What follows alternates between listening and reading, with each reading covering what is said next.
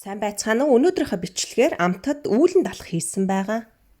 Орцонд маань 3 ширхэг өндөг 75 г крем чиз бэслэг, цайны халбаны 4 хуваасны 1-ээр буюу 4-ний 1-ээр нунтаг хөлгөгч буюу бэкинг паудер, 1 чимэг давс, 15 г зүгийн балоор нь би зүгийн бал хийсэн байгаа. Хэрвээ зүгийн бал хиймээргүй бол хийхгүйч байсан болно. Бүх орцоо бичлэг болгоны дор мэдээлэл хэсэг давхар оруулсан байгаа. Ороод үзээрэй. Эхлээд өндгөө шар цагаанаар нь ингээд салгачин, дараа нь өндөгний цагаан дээрээ нунтаг хөлгөгчөө хийгээд хөөсөртөл нь миксердэнэ.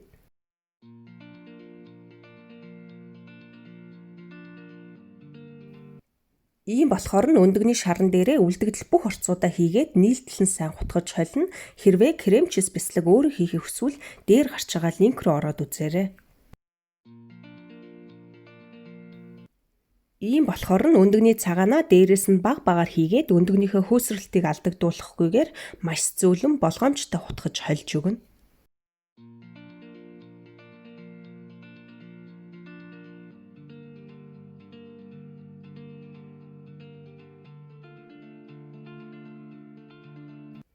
Ингээд зурмаг маань бэлэн боллоо. Одоо шарах шүгэний листэн дээрээ амны халбгаар ойролцоогоор 2 удаа хийгээд ингээд чигэд тавиад өгнө.